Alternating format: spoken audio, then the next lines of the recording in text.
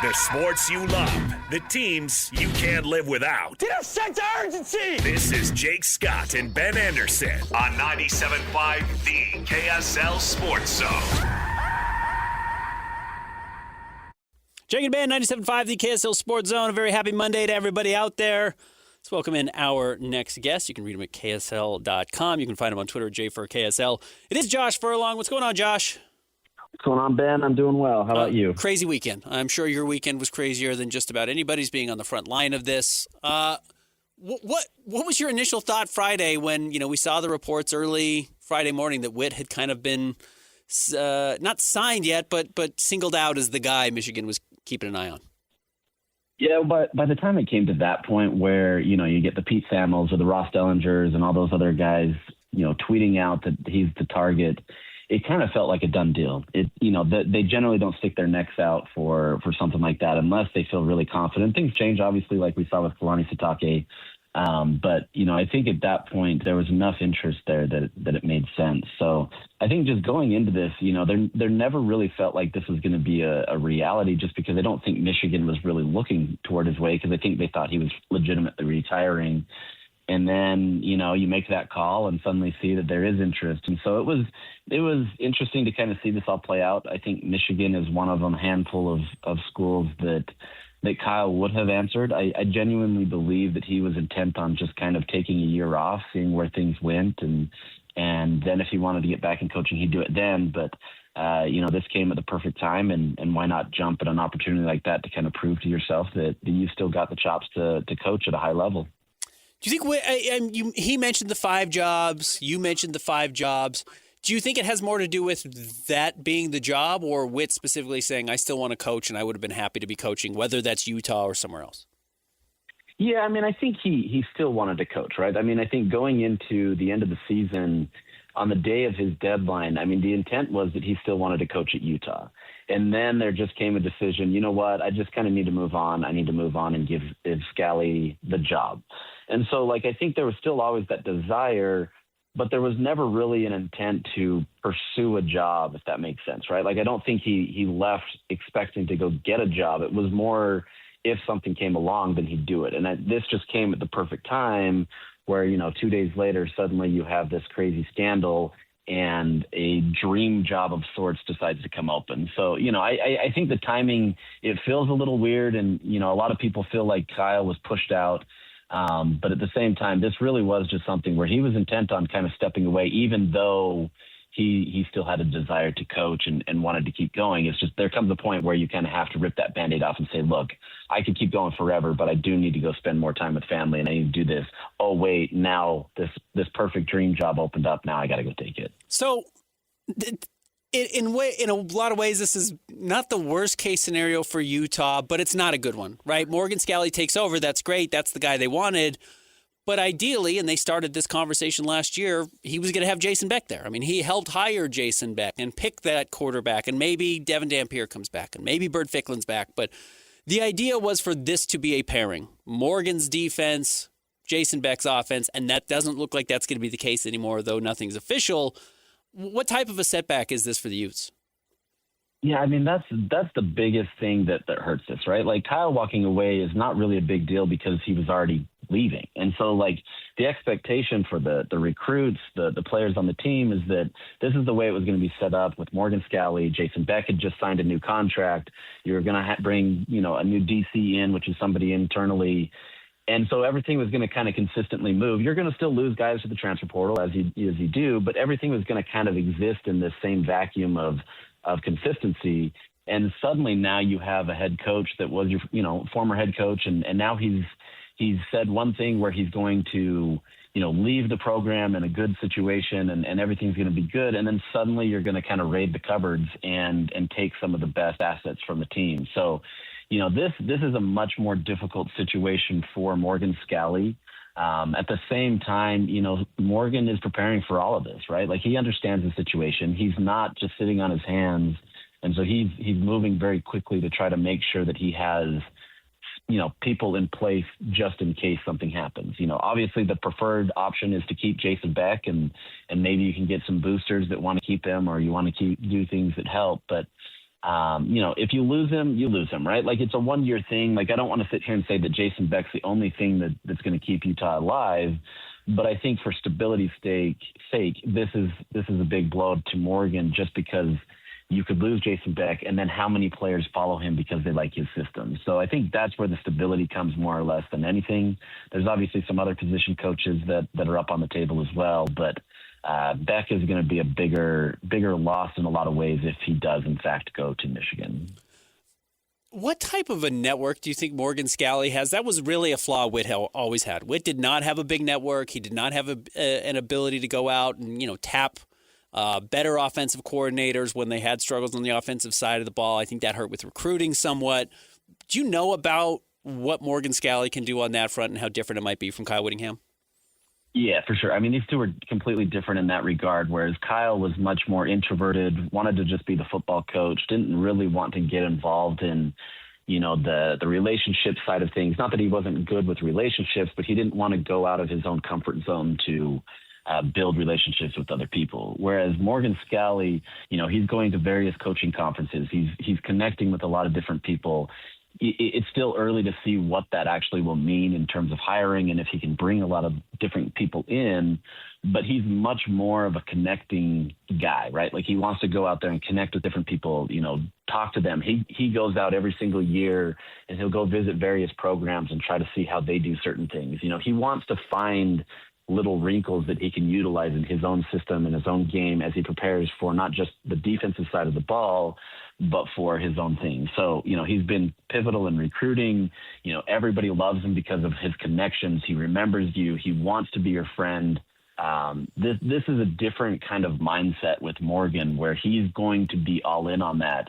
And he may not necessarily have the biggest repertoire of coaches right now, simply because of his little bubble that he's in as well, but he's at least expanded himself to other areas outside of, Utah, that allows him to be able to have those connections that Kyle just simply didn't have.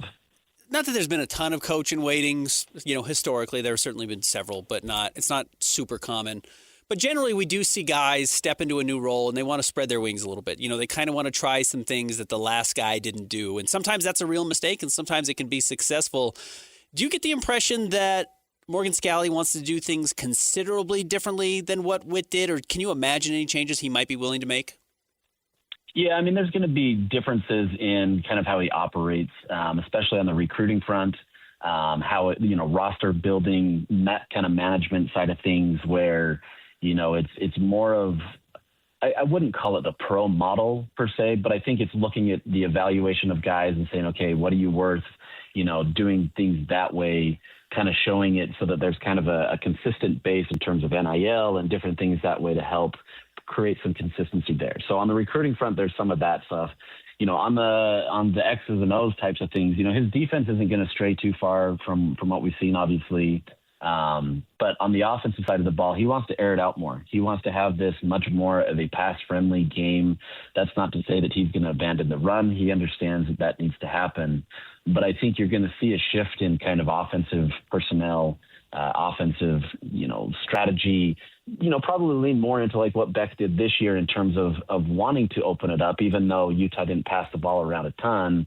But there's going to be a lot more chances, a lot more risk-taking, just in trying to be able to move the ball, right? Like, you got to score points, and you got to see that you can't just milk the clock and let teams come back. You've got to go, step on their throats, figuratively speaking, and go in there and try to score as many points as possible. So I think you're going to see a little bit more aggression from Morgan on that side of the ball. But I mean, most of the stuff is going to stay relatively the same. Morgan would be crazy to try to change everything, try to change the culture. That culture is Morgan Scalley. He's been a Utah man forever.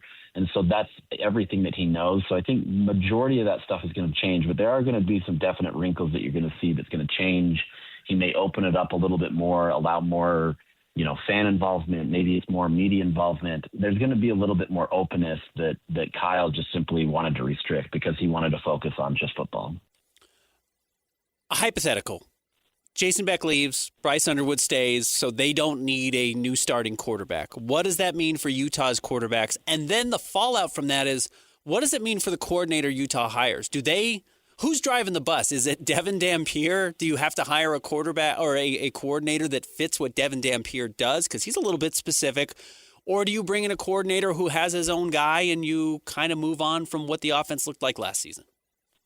Yeah, I mean, it sounds like, if Beck leaves, there's a high probability, 90%-ish that the Devin Dampier actually leaves. There's been a lot of talk from his side of the aisle of wanting to go somewhere else, whether that is Michigan.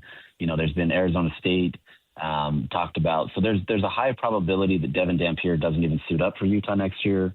And so from that end, you're going to be looking more at Bird Ficklin. Now, if Underwood leaves Michigan, there could be even a high probability that both quarterbacks leave, though, turning down a starting role at Utah is, very, very tough for Bird. So I think, you can rely more on Bird. If you keep Devin Dampier, that's great. But I think you're going to have to rely on kind of his understanding of things, what he wants to do. I don't know that you fully want to just put a whole offense on one player, but I think they're going to have a say, right? They're going to have an understanding of what's going to go on, because if they don't like that offense, you're going to lose them. So, I think Morgan's going to be heavily involved in talking to either or both of these quarterbacks and having a say. But by the sounds of it, Morgan already has some guys picked out that he wants. There's been a lot of talk of his connection with Aaron Roderick at BYU and wanting to bring him back to Utah. Maybe Aaron wants to be able to have that connection again and come back to Utah under different circumstances. I know it didn't work necessarily under Whittingham, but maybe it will under Scalley. But there's other offensive coordinators that are kind of in that realm that Scalley has already started to be talking to.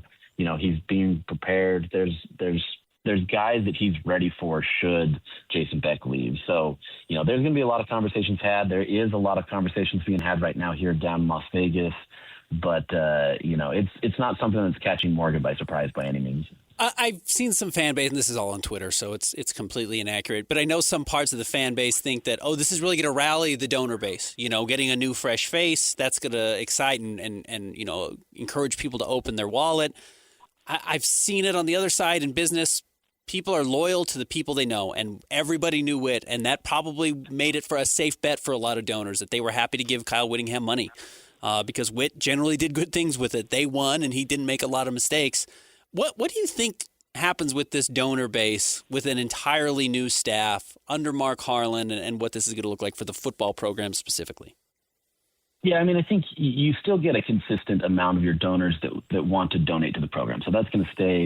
But I think you're unlocking a different side of this where Kyle didn't always want to fully kind of schmooze and get involved with the donors. He did because that was part of his job, but it wasn't what he loved. And so, it may not be immediately great right now, but I think Morgan's the type of coach that's going to go in there and put in the hard work to be able to do that and trying to get new donors that maybe Utah hasn't really attracted, or maybe they felt slighted. I don't know that was necessarily a big thing because Whittingham was attracting some good donors, but I think there's just a different potential here because Morgan wants to be more involved in that kind of thing.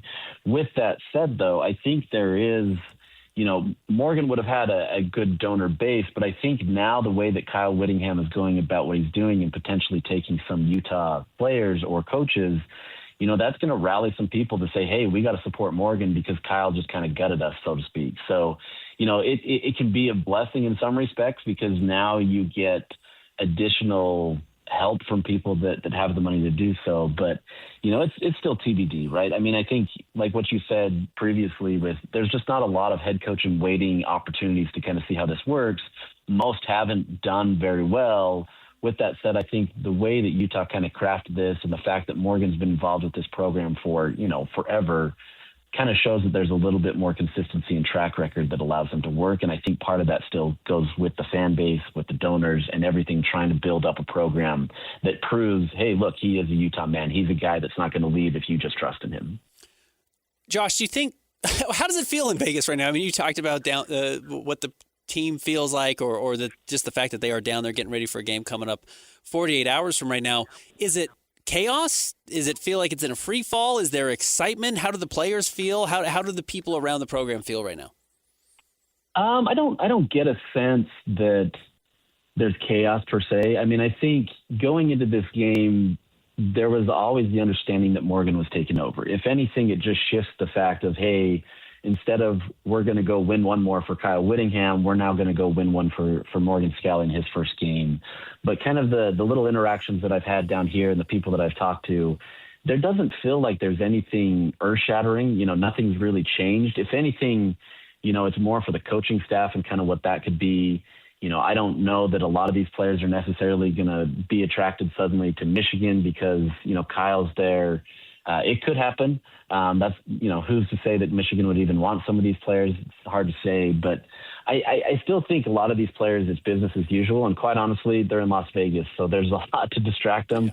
There's a lot of things for them to do right now. And, I may or may not have seen a few having some fun last night. And so I think it's Wait, one what of were those you things doing, where, Josh? Where were you having fun that you saw these people?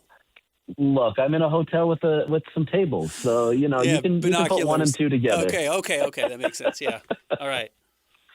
So yeah, I think it's just that. I think it's everybody's just kind of going business as usual, and they're in Vegas, they're having fun. The rest will fall out after on Wednesday, and for now, live up and try to get that 11th win. If Witt had come back and Jason Beck was back, and that meant Dampier and Bird Ficklin were back, I would imagine we were expecting a 10-win season and a team competing for a Big 12 championship appearance last season. What do you think is fair to expect? Again, I know you've got to hire coordinators. You've got to figure out who your quarterback's going to be. It's a reset. Utah's truly hitting the reset button right now. Is it just get a sense of what the team is next year? Does that have to be the expectation? Is it try to get to a bowl game, or do you think it has to be higher than that?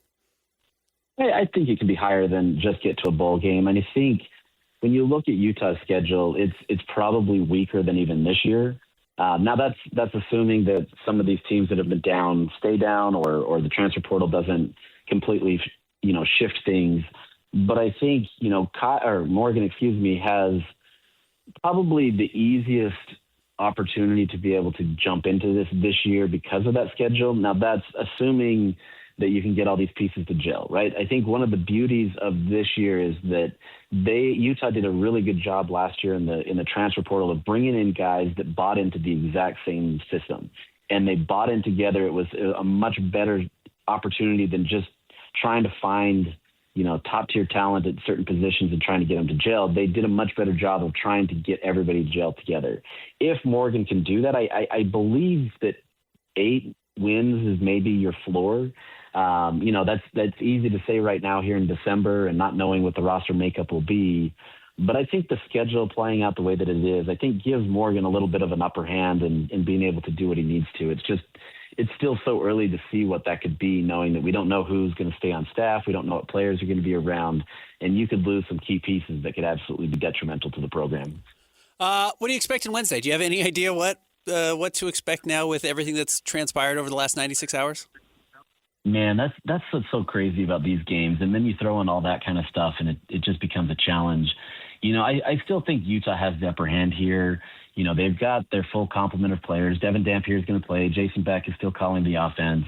The defense is still under Morgan Scalley for all intents and purposes, and there's good belief that Colton Swan will be the next DC, and he's going to be helping calling plays, on Wednesday. So I think there's a good base of consistency there, and I don't expect there to be a lot of drop-off outside of guys just not showing up. Maybe they lived up Vegas a little too much. I don't get that sense. But I think the hard part of that is you just don't really know what Nebraska is going to bring. They've got so many different changes that it could be a completely revitalized team that is still really solid. They were really good this year until they had to change quarterbacks and had some injuries. And so I think there's some unknowns there that really make it tough to understand what Nebraska is. But, if Utah comes in and plays their game, I have to imagine that this is a win for Morgan. It's a win for Utah. But anything can happen in these types of games, especially when, the effort level can be changed depending on where guys' mindsets are at the time. Find him on Twitter at JFurKSL. Find all of his coverage of the Las Vegas Bowl over the next 48 hours and more, plus the fallout with Jason Beck, Kyle Whittingham, and more. Josh, really great stuff. Thanks for jumping on. Appreciate it, Ben. Have a good one. There he is, Josh Furlong, giving us a breakdown on the latest with Utah, and obviously I think maybe the comment there, the soundbite from Josh there, that he thinks it's probably a 90% chance that Devin Dampier is not back at Utah whether that's because he goes somewhere else in light of Jason Beck leaving, he goes to Michigan, goes to Arizona State, goes somewhere else. I think that's pretty fascinating because then you're starting from scratch. And I know Jake and I talked a lot about, Bird Ficklin or Devin Dampier going forward, and who do you want and who do you root for and who do you think is the better player if you're a Utah fan. If you're bringing in a new coordinator, I think all of that even goes out the window. If it's not just going down to, well, who do you have $1 million to spend on your starting quarterback next season for? Where's that resource being directed? If you're bringing a new coordinator and you want him to succeed, Bird was really good. I thought Bird was an excellent player. His home run ability is pretty impressive. I thought his upside was higher than Devin Dampier, though we didn't see a healthy Devin Dampier. It didn't feel like this season. If you're bringing a new coordinator, just let him bring in his own guy. That would be my opinion there. Being committed to a backup quarterback who had a pretty good freshman season is probably not worth building your program around going forward, especially if that's going to influence who you hire as your offensive coordinator. Yeah, you're better off picking the coordinator, right, not the quarterback. Yeah. Because the quarterback is only here on a finite timeline. Yeah, could leave after the season. Could get hurt with his style of play. I mean, that's just it's such a bad decision to hire a coordinator based on what a run-heavy quarterback does after one season as the backup. And who's to say the coordinator doesn't leave right after a year like Jason Beck did? Absolutely. But it is, if you're going to hit the reset button, you might as well just hit it. And that doesn't mean you don't welcome Bird back. No pun intended. A bird in the hand is worth a lot. Bird is a good player. Having a good quarterback is the single most important thing Morgan Scalley could have next season. If you want to win games in college, you have to have a good quarterback. And maybe Bird's the guy. Maybe Bird's the best available to Utah's program. If Bird had this season somewhere else and was transferring into Utah fans would have been really excited. And so if you can keep him, I'm not saying, throw the baby out with the bathwater at all. But if you are talking about long-term success, I don't think you can let that specifically drive your decision-making, especially if you're Morgan Scalley and you're trying to set up. Look, Morgan's not going to have an infinite leash. Morgan's going to have to win relatively quickly. It's not going to be year one, but he's going to have to win relatively quickly. Otherwise, names like Jay Hill, if they become available, whether Jay goes to Michigan or not, is going to be important. They're going to be names that Utah looks at to make sure they're winning if Morgan Scalley doesn't do it. So that's going to have to be a key decision in what he makes coming up this offseason. Such a tough spot for him to be in. I don't envy him other than the fact that he's got a great job as the head coach at Utah, which is a very good program with a rich history and is very well respected. We will let you hear from Kyle Whittingham himself, specifically from his introductory press conference coming up next. I haven't heard all of it. I bet you haven't either. But some good stuff coming out from Whit as the new head coach at Michigan. Stick around. Jake and Ben, 97.5, the KSL Sports Zone. Whether it's the Jazz, Utes, Cougars, or Aggies, these guys have got you covered. Time to eat, fellas. You're locked on to Jake Scott and Ben Anderson. 1, 2, 3, move it. On 97.5, the KSL Sports Zone.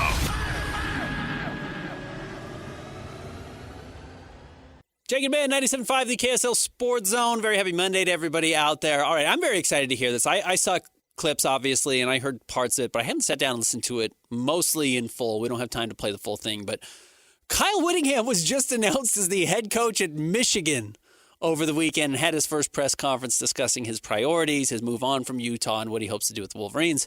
Here's Kyle Whittingham talking to the Michigan media. All right. I'm operating on about 4 hours sleep in the last 3 days, so if I'm a little bleary-eyed, I apologize. But I can say without question what an honor it is to be here, what a privilege it is to be able to coach this football team, the University of Michigan, just a place that just reeks of tradition, academically, as good as anybody in the country, resource-wise. So many things here at University of Michigan that are just absolutely top-notch. One of the top universities in the world, and so it's an honor to be able to be in this position. Like I said, 21 years at Utah. Stepped down a couple weeks ago. Wasn't sure if I was finished or not. I still had a lot left in the tank, but I knew that there was about, you can count on one hand the amount of schools that if they called, I would listen and I would be receptive to what they had to say. Michigan was one of those schools. Definitely a top 5 job in the country, without a doubt. And so when the ball started rolling and the more I learned about Michigan, the more excited I got. And I'm just elated to be here. I had a chance to meet with the team last night. Great group of young men. They're eager. They were excited to have a head coach named. I mean, they without a coach for a little bit, and so it was good for them to put a face to a name. And I'm going to be meeting with all those players individually over the course of the time I'm here at the Bull site, and can't wait to get back to Ann Arbor. I guess we call it the A2. Get back to the A2 and begin working with these young men, putting together an outstanding staff. Can't give you any names right now. There's guys that are still working bowl games and playoffs and so forth, and so, but that will be forthcoming. And, like I said, I just can't say enough about how myself, my family, my wife is excited to be here. I'm a grandpa of 11 kids, 11 grandchildren, so they're all excited. I got some 8-year-old grandsons that are instant Michigan fans, and they've been playing college football now, and they've changed their team to Michigan on the college football game. But anyway, one thing you'll learn about me is I don't like to talk a lot, and so would field questions, anything you got to ask, I'm here for you. But I'm one of those rare college football coaches that doesn't like to hear himself talk. And so go ahead and ask any questions here. Let's get started with that. All right, we'll get started with some questions. If you do have a question, raise your hand. I'll call on you. Then we'll go for a little while here, and then we'll do a little bit of one-on-one for a few minutes before they have to go to practice. So we're going to start. I know, Aaron, you raised your hand to start, so we'll get started with Aaron McMahon. Kyle, Aaron McMahon with the Ann Arbor News, MLive.com. Nice to meet you. What made the Michigan job so appealing to you, and then what are some of your first priorities here? Well, what was appealing was the obvious. I mean, it's Michigan. I mean, that says it all. I mean, Michigan and all that entails, the tradition, the big house, it's one of the most storied programs in all of college football. So that was a no-brainer. One of the top 5 jobs, as I mentioned, in the country. The second part of that question was? Immediate priorities. Immediate priorities. Okay. Roster retention. Meeting with these young men. In this day and age of college football, transfer portals opening up in about 5 days. That is absolutely job one, is to make sure that get a chance to get in front of these young men and tell them what I'm all about, find out what they're all about. And that would go for the incoming recruits as well. Got to get on the phone. They're not here physically yet, but get on the phone with the class that we just signed. Outstanding class, by the way. I believe it was ranked number 12 in the country, and a lot of good young players in that class, and can't wait to get, I think, about half of them, maybe a little over half of them will be here at the break and enrolling with us for the winter conditioning and spring football. So that is job one, without a doubt. Is it's all about players. College football is all about players, and if you got good players, you got a chance. And so retention of the players in the program and retention of the players that we just signed. That's the absolute priority. Stay on the left, Tony. Yeah. Hey, Kyle. Tony Garcia, Detroit Free Press. Pleasure to meet you. Okay. How would you've been a long tenured coach, so a lot of people are familiar with your style, but if they weren't, how would you describe to the Michigan fan base the type of team that you'd like to build? Well, I think our team will fall right in line with what Michigan is used to. Michigan football, all the way back with Coach Bo Schembechler, who, by the way, when I was 7 years old, I'm sitting in my living room watching a football game by myself, and it just happened to be Michigan versus Ohio State, and I saw those winged helmets come out of the tunnel, and Bo Schembechler leading them and playing against Woody Hayes, and I was hooked. I was hooked at that point, and so I've been, and that's the honest truth, So I've been watching Michigan football and following it for years. But what you can expect, physicality will be our calling card. At University of Utah, the place I was, we were the most physical team in the league. Whichever league we played in, that's not going to be any different here. And I believe in running the football. We were second in the nation last year rushing the football at Utah, and defending the run. If you can get those, if you can win the line of scrimmage, all right, and be physical up front, you've always got a chance. And so that will be the trademark and the identity of this football team is physicality, toughness, and grit. Back left, Andrea. Andrea Abelson, ESPN. Kyle, you stepped down at Utah. Mm-hmm. When did you hear from Michigan, or how quickly after you did that? And then as the counterpoint to that, you weren't sure if you were done coaching. Did you expect it to be within weeks of stepping down? Well, I didn't expect that. I did not expect that. And it was, ironically enough, the timing was almost exactly the same when I stepped down and when this job became open. It was within a day or so of each other. And so, like I said, when I stepped down, I felt like one thing I didn't want to be is that coach that just stayed too long at one place. In 21 years, you say, well, you did stay too long. But we ended up 10-2 this year, and I thought, this program is in a great place right now. Excellent players, excellent coaching staff. I was able to hand the torch to my defensive coordinator, Morgan Scalley, who's an outstanding young football coach, and I just felt that the time was right to exit Utah. But like I said, I still got a lot of energy and felt like, hey, if the right opportunity came, then I would be all in on that. And so that's what Michigan afforded me. Come over to the right here, Clayton. Clayton Safety with Wolverine.com. Coach, you talked about retaining players and the transfer portal opening. Is it exciting, the level of resources that you'll have here at Michigan to do those? Absolutely. We got excellent resources here. The NIL, the rev share, all of what college football is today is right among the top tier of the universities in the country. Very competitive.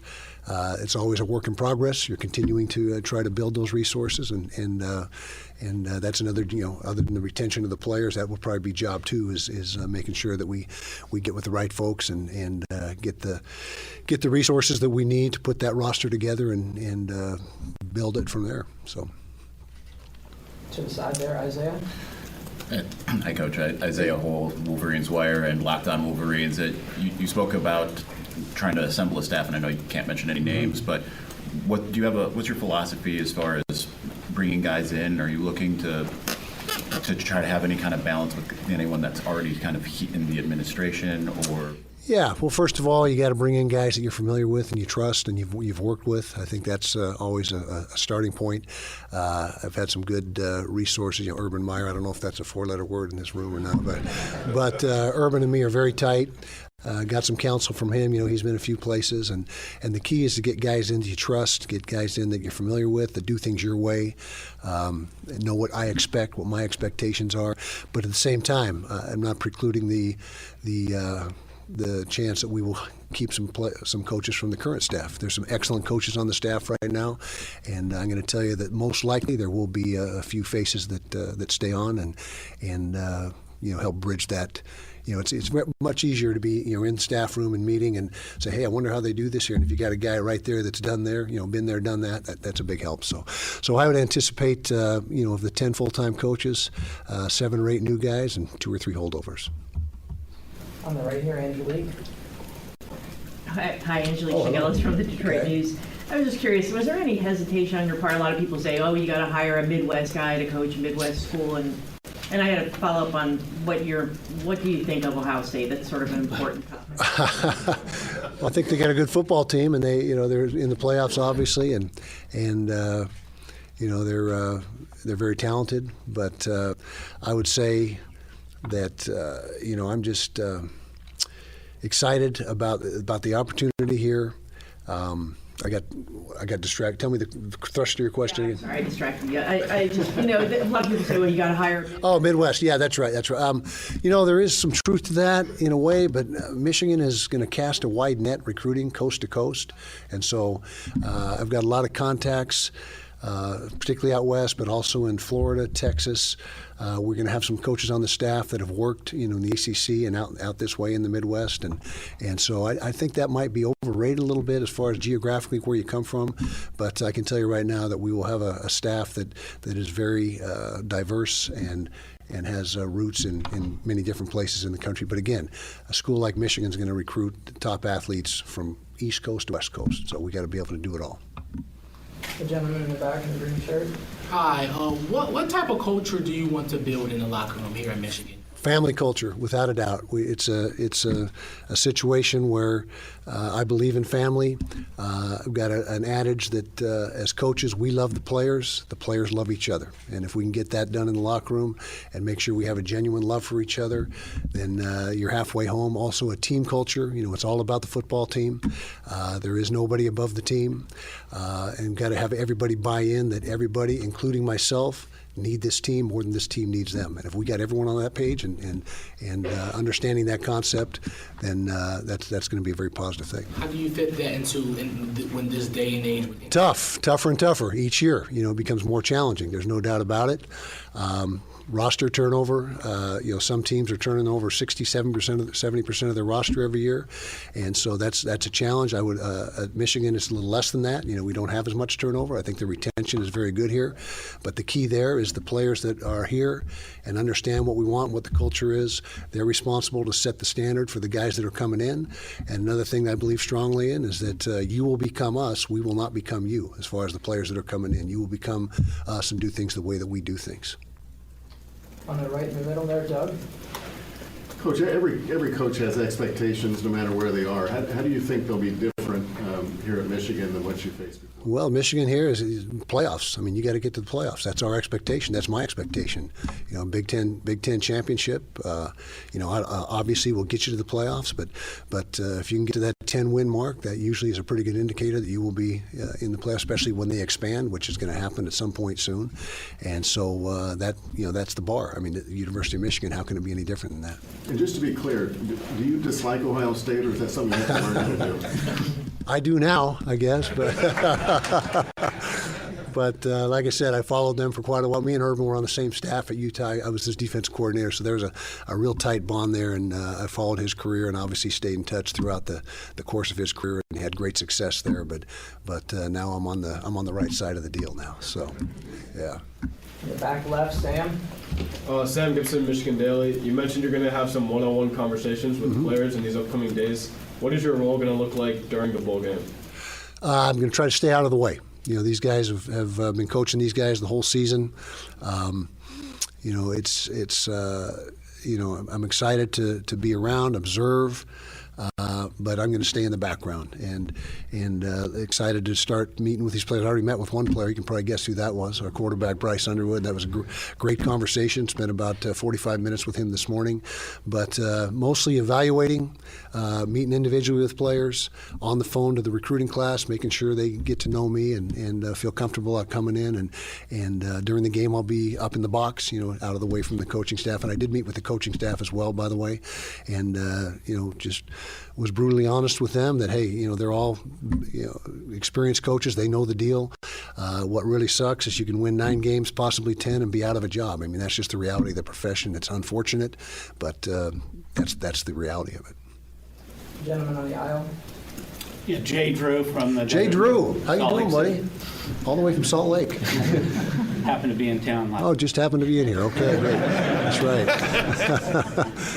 Kyle, pardon me for asking about Utah again, but given all that you accomplished as board manual just laid out for everybody at Utah, do you feel like you were treated fairly by the university in the last couple of weeks? Yes, I have. The administration of the university, for my entire time there, has been very supportive, and they treated me well. Again, it was my decision to step down. And I just felt, again, that the time was right. And I've seen too many coaches hang on too long and just, gosh, why didn't I retire 2 or 3 years ago, that type of deal. And so, in fact, I contemplated stepping down before last season, but we had such a frustrating season. We were our 5th quarterback at the end of the year, and just so frustrating that I just could not end on that note. And so came back and righted the ship, so to speak, and we got back on track. But... no, to answer your question, the university treated me nothing but good during my time there. The community, we had 100 straight sellouts and counting, and the support, and it was just a very enjoyable ride in Salt Lake City. There was Kyle Whittingham during his introductory conference at Michigan. Good question there from Jay Drew, and good place to leave it off. You can find it on YouTube. And his entire presser if you want to hear the rest of it. But I think you got the gist of it there. Resources, a big conversation there, roster retention, which is probably sounds good for BYU and Utah fans. Ideally, Michigan has the type of talent that they don't need to pick Utah and BYU entirely clean, but inevitably I think there's going to be some attrition when it comes to these two rosters, especially if Jay Hill and Jason Beck do end up being the 2 coordinators for Michigan. We'll talk a little bit more about that coming up next before we wrap up the show. Stick around. Jake and Ben, 97.5, the KSL Sports Zone. Two niggas on the airways, talking sports. They got it made, drinks and on soul. Loves his tie-dye, Ben's got style with his stars. Oh my.